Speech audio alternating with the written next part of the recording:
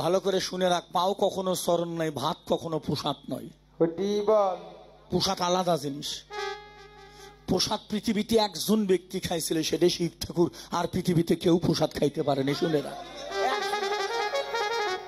তুই খাস, তুই খা বেশি করে। শিবকে গাঁজা ঘর বানাস না বাবা। দেখ তো হাতে বলে কলকি খে, কলকি কলকি শিবের কাছে কে? কলকি তোর কাছেও আছে, তুই চিনিস না। তাই কলকি ছাড়া কেউ নেই, আছে বাবা? সবার কাছে কলকি আছে। এখন শিবের হাতত কলকি আছে, তাহলে গাঁজা খাই। হ্যাঁ, আমার হাতে মাইক আছে, তার মানে মাইক খাই। তুই তো কিবোর্ড বাজা, তার মানে কিবোর্ড খাস। ওই হারমোনি বাজায়, হারমোনি খাই। ওই খোল বাজায়, খোল খাই। হ্যাঁ, কলকি থাকতে পারে। এই পৃথিবীতে গাঁজা করতে একদিন একজনের দেখলু, জীবনের চোখে পড়ছে। সেদিন দেখলু, আমার জীবনে একজন গাঁজাখোর দেখছি, আমার জীবনে। শুনে দেখেন, মমতাজের বাড়ি গেছিলাম এই 5 তারিখে ফাল্গুনের। আমার জীবনে একটা সাধু দেখছি, কোনো কিচ্ছু নাই গায়ে, একটা কোমরের ডোরও নাই। এরা হলো মানুষ। তার মানে শিবের পূজা সবাই করতে পারবে। ওখানে দুর্গা দেবী আছে, শিব আছে। এই যে হলো মীমাংসা।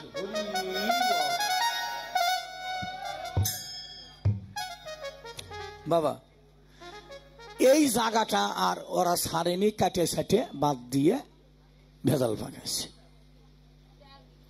এই জন্য দাদু ভাই কাটতে যাবা না, যা বলি পুরোটা একটু ছেড়ে দিও, তাতে আমাদের সনাতন ধর্ম জানবে, আমাদেরও ভুলগুলো সংশোধন হবে। শিবলিঙ্গের মধ্যে শিবলিঙ্গ আছে, মাতৃদ্বারও আছে। ওটা শিব দুর্গে দুজনাই আছে। এই জন্যে সব দেবতার চরণে ভক্তি, শিব ঠাকুরের লিঙ্গ মূলে ভক্তি। বাবা একটা কথা বলে রাখি বাবা, ইশারায় বলছি, ভক্তির জায়গায় তো একটা।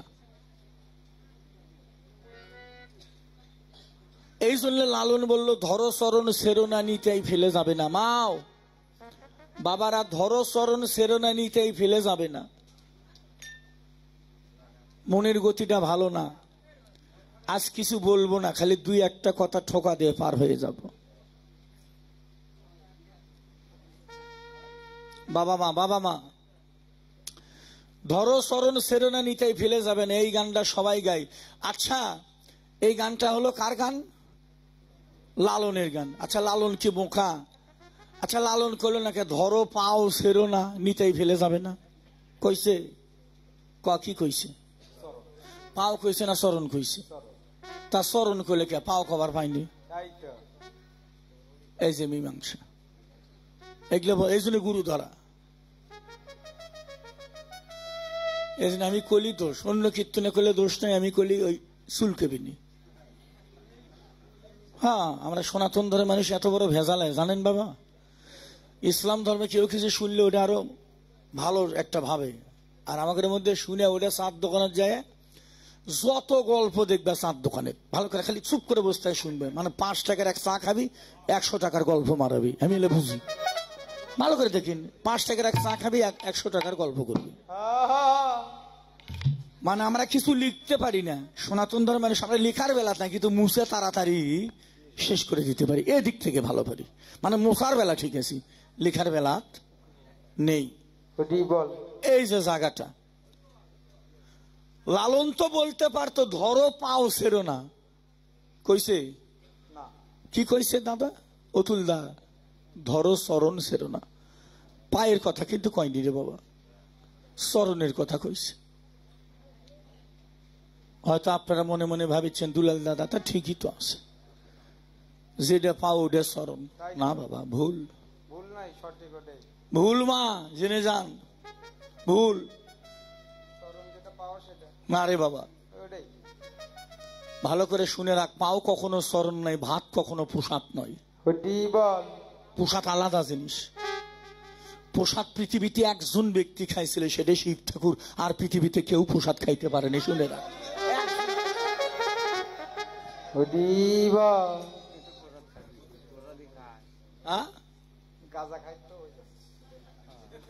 গাঁজা খাইছি তুই খাস তুই খা বেশি করে শিবকে গাঁজা খোর বানাস না বাবা দেখ তো হাতের বলে কলকি খে কলকি কলকি শিবের কাছে কে কলকি তোর কাছেও আছে তুই চিনিস নে তাই কলকি ছাড়া কেউ নেই আছে বাবা সবার কাছে কলকি আছে এখন শিবের হাতত কলকি আছে তাহলে গাঁজা খাই হ্যাঁ আমার হাতে মাইক আছে তার মানে মাইক খাই তুই তো কিবোর্ড বাজা তার মানে কিবোর্ড খাস ওই হারমোনি বাজায় হারমোনি খাই ওই খোল বাজায় খোল খাই হ্যাঁ কলকি থাকতে পারে এই